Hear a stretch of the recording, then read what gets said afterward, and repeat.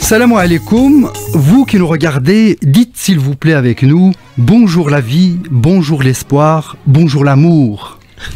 Bonjour Marie-Odile Diop. Ana Tanjawiya. Marhaba bik. Bonjour Hassan Diop. Bonjour. Merci beaucoup. Je suis arrivée au Maroc en 2008. Donc suite à mon baccalauréat, j'ai intégré l'école de tourisme, donc l'ISIT, qui est très bien connue d'ailleurs, pour faire ma licence en management touristique. Donc de 2008 à 2011, j'étais à Tanger. Dans le cadre de mes études, et là je suis revenue il y a 1 an et demi de cela pour me réinstaller au Maroc. Hassan, oui. Vous êtes dans le secteur bancaire. Exactement. Vous êtes ingénieur de formation. Ingénieur. Vous avez commencé votre carrière au Sénégal, à Dakar, avant que vous répondiez à l'appel du Maroc. Et oui, et sachez que c'est le Maroc, déjà j'ai déjà eu un contact plusieurs fois.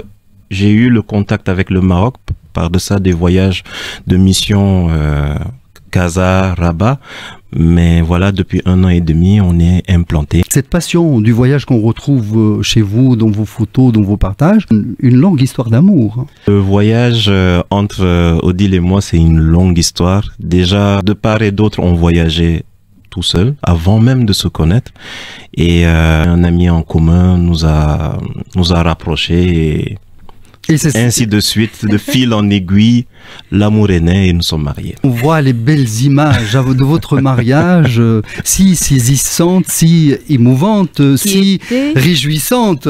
Qui était sur le thème du voyage. Et qui était sur le thème du voyage. Vous avez votre propre agence. Et grâce aux merveilles technologiques que vous gérez depuis Casablanca. Ça marche, hein? Oui, alhamdoulilah. Alors, j'ai mon équipe qui est au Sénégal et Inch'Allah, cette année, l'objectif, c'est d'ouvrir une autre entité ici au Maroc parce que on fait de belles choses et puis le Maroc est un très beau pays à découvrir et avec de très belles opportunités. Alors, ça se passe très bien, Casablanca? Sincèrement, ça a été très facile parce que comme on le dit, je me rappelle encore l'anecdote de mon papa, il me dit, tu vas au Maroc, il me dit, c'est comme le Sénégal, mais c'est juste que c'est pas proche, c'est juste ça, mais c'est le même pays. Et c'est le papa qui pense à la distance. Exactement. Quand je suis arrivé, franchement, les Marocains m'ont très bien accueilli. Quand vous venez, vous faites vos preuves, l'équipe managériale vous donne encore plus de travail, vous challenge encore plus, et c'est ce qu'on souhaite, voilà. Ce n'est pas interdit de le dire, hein, vous travaillez chez Attijari Wafa Bank. D'ailleurs, on est présent sur quasiment 26 filiales, on est présent dans beaucoup de pays dans l'Afrique subsaharienne. Donc, on jouit vraiment d'un réseau de partenariat qui est vraiment intéressant. Et ça nous permet d'échanger avec eux régulièrement, quotidiennement. Et cela ne fait que grandir le groupe. Alors Casablanca, ça ne vous change pas trop de Tanger? Si. Ce qui m'a choqué en premier sur Casablanca, c'est les embouteillages et comment les gens sont nerveux au volant. Ça, c'était parce qu'à Tanger, on respecte le passage piéton. À Casablanca, pas du tout. Pas du tout. Exactement. C'est connu, hein. À Casablanca, on ne conduit pas, on s'évite. Mais après, j'ai vraiment appris à avoir mes marques, comme partout. Hein. Je me souviens encore que dans certains pays ou dans certaines villes où on a été avec Hassan, une fois on a été au Cap-Vert, il est venu me rejoindre. Et j'avais fait 1 semaine avant lui et on avait pris une voiture de location et je le guidais. Il me dit, mais attends, comment ça se fait que tu connaisses tous ces coins et recoins? Je dis, mais parce que j'ai kiffé la première partie de mon voyage et j'ai assimilé tous les trajets. Et j'ai fait la même chose sur Casablanca, c'est-à-dire que je suis arrivée, j'ai essayé d'avoir mes repères. Donc au début c'était le centre bien évidemment où on vivait, mais j'essayais de voir, étant donné qu'on a un chien, où est-ce qu'on peut aller l'emmener pour la petite promenade. Le chien qu'on voit derrière, c'est ça, c'est un chien qui voyage énormément d'ailleurs. Vous voici Casablancaise. Casablancaise, c'est ça. Darija dial Casablanca ou là, شوية ديال كازا شوية ديال طنجة. باقي هيدا La machi halb halb. Tanja, on dit par exemple Dor Haïda. Ici, c'est Dor Hakka. J'apprends beaucoup parce que justement, avec mon agence, on envoie souvent des clients vers le Maroc depuis le Sénégal. Et étant donné que je suis énormément en contact avec des partenaires qui sont ici, parfois, c'est plus simple de leur parler d'Arija. Donc, j'apprends, j'ai un petit manuel, j'apprends avec les taxis, avec les partenaires. Hassan, Darija, ça va Ben ça va parce qu'en fait il faut comprendre que quand on travaille avec les collaborateurs, avoir une petite touche en Darija ou s'exprimer en Darija, c'est toujours un plus. Ah, vous me racontiez qu'en arrivant, vous aviez une rencontre. Tout à l'heure, juste en venant, on a arrêté un monsieur donc qui nous a demandé de quelle nationalité on était. Et généralement, c'est quelque chose, dès qu'on voit un subsaharien, on a tendance à lui demander « Ah, vous êtes d'où ?» par curiosité. Alors, ce qui revient le plus souvent, c'est que même avant qu'il nous demande, on nous demande « Vous êtes sénégalais ?» Donc, on a dit systématiquement oui. Et il nous a dit quelque chose que j'ai trouvé très charmant, c'est que les Sénégalais ne sont pas des amis, mais sont des frères. Mais qu'on est des frères. Merveilleux.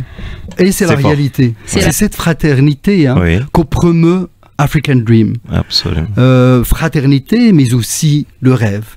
Et le rêve, vous êtes photographe. Exactement. Vous savez si bien semer les graines du rêve.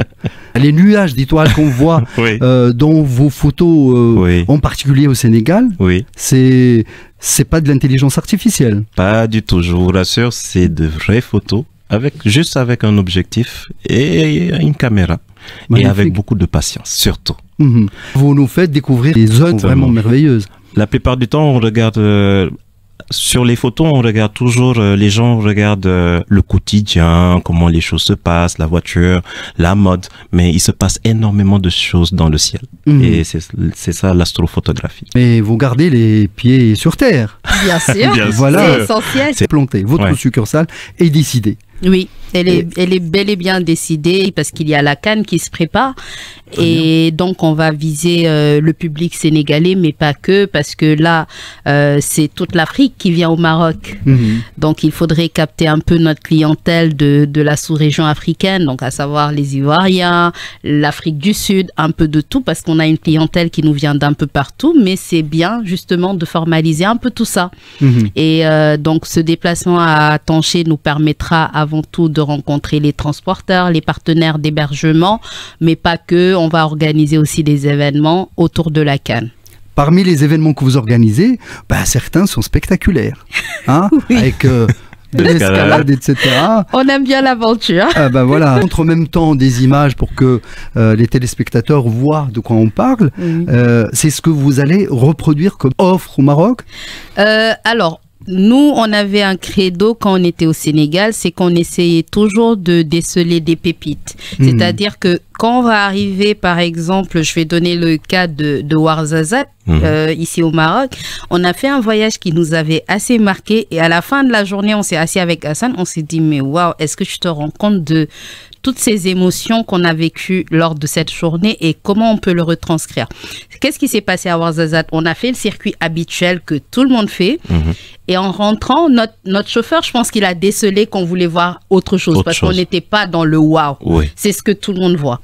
Et il nous a dit, on va passer par des petites routes, c'est pas un chemin que les touristes prennent habituellement et si vous voulez vous arrêter, on s'arrête. On avait la voiture pour nous tout seuls. Et au-delà au détour justement de ces villages-là, on a vu un monsieur et j'ai dit à Hassan, mais le monsieur, il est photogénique. On s'est arrêté pour qu'il prenne de base la photo. Et on a commencé à parler avec le monsieur, sauf qu'on s'est rendu compte qu'il était sourd-muet. Et le monsieur nous a invités à prendre le thé chez lui, sans nous connaître. Il nous connaissait sans avoir les mots pour parler. Sans avoir les mots pour parler. Juste le cœur. Juste le cœur. Et c'est ça qu'on a envie de transmettre à nos voyageurs, de leur montrer que le Maroc, c'est pas juste Marrakech, c'est pas juste Casablanca, c'est autre chose. C'est l'arrière-pays où il se passe de réelles choses, où il y a un réel charme. Où on n'a pas besoin de parler et où on laisse son cœur parler. Absolument. Et où on accueille des parfaits inconnus et un moment de partage. C'est ça. Merci d'avoir partagé hein, ce moment émouvant avec nous. Ouais. J'espère que vous allez encore nous raconter plus tard d'autres moments à travers vos comptes Instagram que nous partageons avec nos téléspectateurs. Vous êtes ingénieur informaticien. Votre métier de tous les jours, c'est l'informatique. C'est voilà, l'ordinateur, voilà, le téléphone, etc. Peut-on, étant un professionnel comme vous de l'informatique, échapper à ça et s'offrir des moments comme vous le faites si bien? Alors, il faut déjà à la maison, je pense que je vais déjà commencer par la maison. Il faut dire que chez nous, on a une certaine règle. Dès qu'on arrive à la maison, à partir d'une certaine heure, le téléphone, la machine, déconnexion totale. C'est très important parce que après la machine, il y a la vie sociale. Et la vie sociale est très importante pour nous et pour tout un chacun. Ce qui est délicat, c'est le temps d'exposition que vous passez sur les écrans. C'est ça le réel danger. Il y a des enfants qui passent 11 heures, 12 heures. Imaginez une journée, c'est 24 heures. Vous êtes 12 heures sur un téléphone. Vous accumulez ça sur une année, vous perdez presque la moitié de votre vie. C'est énorme. En tant qu'être humain, ce qui est important, c'est les relations sociales, discuter comme on le fait tout ici en échangeant avec vous. Donc c'est ce qui est important. Ce qui permet des rencontres merveilleuses telles que celles que vous venez de nous raconter et c'est merveilleux. Continuons à aller vers la vraie vie, continuez à aller vers vos amis, discuter entre vous. Mohamed, moi j'ai peut-être un point par rapport à ça, c'est que ici au Maroc, on a une tradition, c'est le café. Généralement, quand on passe dans la rue, on voit les gens, ils sont attablés devant leur café, sans écran, parfois avec juste un journal. Ils peuvent y passer des heures. Et je trouve ça tellement merveilleux dans le sens où certains se diront, ils perdent du temps. Mais en fait, c'est une manière de se couper du quotidien. C'est une manière de passer à autre chose et de rencontrer même d'autres personnes. Vu comme ça, cette manière philosophique que je n'avais pas, ben oui, ça fait réfléchir. La technologie, c'est ce qui vous aide aujourd'hui à travailler depuis le Maroc, c'est merveilleux, en gérant votre agence au Sénégal. Est-ce que vous ne craignez pas, encore une fois, les grandes firmes technologiques? Alors, le marché du tourisme au niveau mondial, il est très, très, très large. C'est-à-dire qu'aujourd'hui, on prend un échantillon de 100 personnes. Sur ces 100 personnes-là, chacun aura sa manière de voyager, qui sera différente d'une personne à une autre. Et donc, il y aura des personnes qui, par exemple, préféreront partir avec un voyagiste, donc tour opérateur énorme, Thomas Cook, Jet Tour, j'en passe. T'en auras qui voudront passer par une agence locale avec certaines spécificités. T'en auras qui vont faire appel à une travel planner parce qu'ils veulent avoir un tout petit peu d'indépendance durant leur voyage.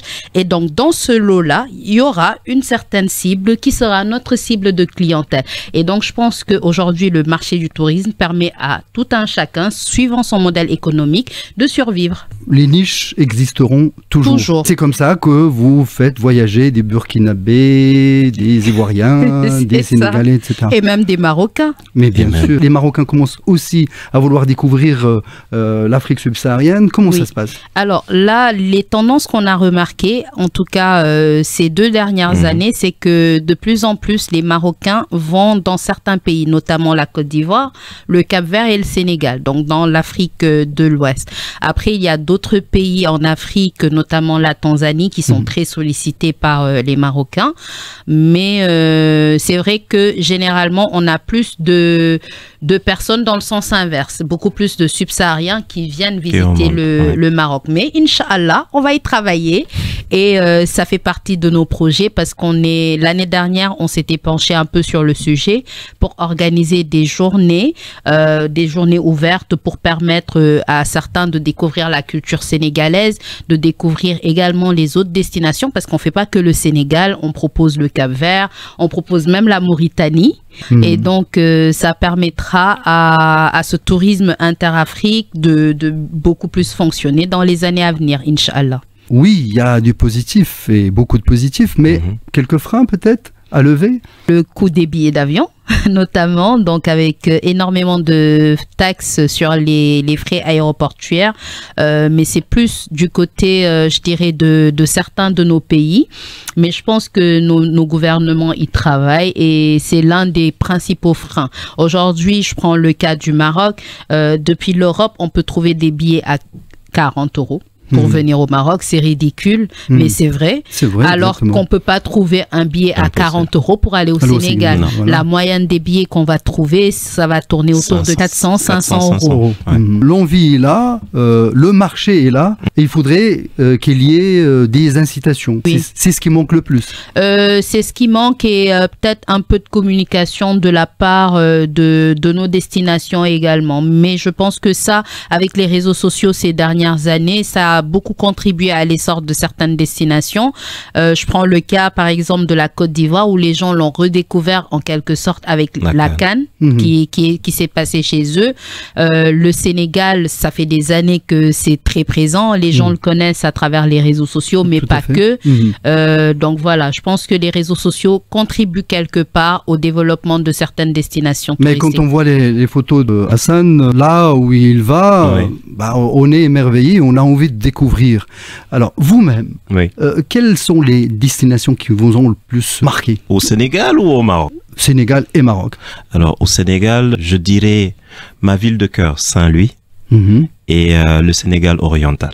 D'accord. Donc, Saint-Louis, c'est la ville qui se trouve à la frontière avec la Mauritanie, une ancienne capitale l'ancienne capitale de l'AOF, et qui accueille son festival de jazz, parce que j'aime bien la musique.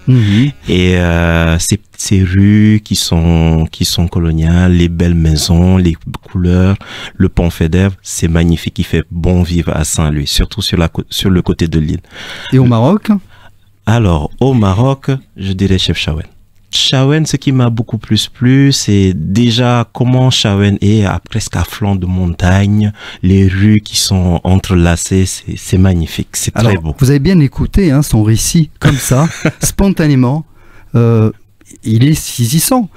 Bah, en fait, l'idée du storytelling, c'est d'amener les gens au voyage, de découvrir tout en étant chez eux, et aussi le plus important, c'est de les inciter à voyager. C'est bien de voir les paysages sur les écrans, mais d'y être, d'avoir les sensations, de découvrir, de se sentir libre, de voir les paysages, c'est tout à fait magnifique, c'est différent. La sensation les paysages et les visages. Paysage, parce que visage. Voilà, et vous gastronomie. Vous arrêtez. Pourquoi vous oubliez la gastronomie? J'y arrive. Mais vous vous arrêtez sur certains visages avec des expressions, etc., qui sont alors, vraiment je parlantes. pense que ça, c'est l'âme du photographe qui parle. Mais je suis un fin gourmet. Madame le sait. Mais, madame l'est aussi. Oui. Et addict du thé, ça je le sais aussi. Oui. Puisque vous l'avez affiché publiquement. Oui. Le tagine, alors, qu'est-ce que vous préférez? Le tagine ou l'amorosia? Amorosia. Et parce que chaque fois en plus, quand je parle avec des étrangers et qui me disent « Ah, j'aime trop le tagine de ci, j'aime trop ça. » La pastilla. La pastilla, c'est les classiques. Les classiques. Ouais. Et moi, j'ai découvert l'amorosia et j'ai adoré l'amorosia. C'était, franchement, je sais pas. Vous êtes toujours dans l'argument différentiel. C'est ça. C'est ça. Et donc, tout le monde va vouloir maintenant comprendre qu'est-ce que c'est que cette morosia. En quelques mots, allez. C'est un plat qu'on prépare généralement avec les restes du mouton après l'Aïd. Oui. Et donc, je l'ai découvert quand j'étais étudiante à Tanger, donc dans une famille marocaine. Donc, c'est une morosia tangéroise. Tangéroise. Bien sucrée. Bien sucrée. Voilà. Il y a du chabi aussi. Oui. Oui. C'est moi qui suis fan de chabi. Il est fan de chabi. Mouljelaba Jibou d'abord. Oui. Oh là Vous là. connaissez? Vous allez la perdre. Je pense que si on me met du chabi, là, tout de suite, je danse. Je perds mes pieds et je danse. J'aime beaucoup le chabi et il y a, j'écoute aussi, j'ai une playlist d'artistes marocains que j'écoute. Votre préféré? Nabil Aman. Moi, je suis quelqu'un de chansons à texte. J'aime bien me poser, écouter, décortiquer. C'est ça. Mais bon, après, la musique, elle fonctionne d'une autre manière. Hein. Pourvu qu'il y ait de la joie, parce que dans la joie, il y a l'espoir et le rêve. Et continuons à semer les graines de l'espoir, les graines du rêve, parce qu'on dit de notre continent, c'est le continent de l'avenir. C'est aussi le continent du présent. Et on aimerait tellement que notre présent soit toujours meilleur. Je pense qu'il y a énormément d'opportunités en Afrique. Il y a beaucoup de choses à construire, beaucoup de choses à penser. Et l'Afrique est en train de se développer à la vitesse grand V avec nous les jeunes, cette nouvelle génération qui est très active et qui est très consciente surtout. Donc c'est le moment de revenir pour ceux qui étaient partis, c'est le moment de revenir et de reconstruire avec nous. Quand on est informaticien, surtout quand on est informaticien, on voit encore grand. Hein. On voit grand.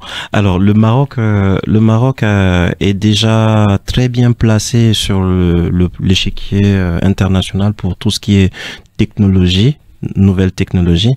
Et aujourd'hui, le Maroc offre beaucoup d'opportunités pour pouvoir construire des connaissances solides, pouvoir partager. Et c'est dans cela que la plupart, beaucoup de subsahariens, de gens du monde reviennent au Maroc pour participer à cet élan-là, pour faire grandir la technologie. On parle d'intelligence artificielle, on parle de data lake, de toutes ces technologies. Ce sont des technologies aujourd'hui que le Maroc utilise et que le Maroc maîtrise.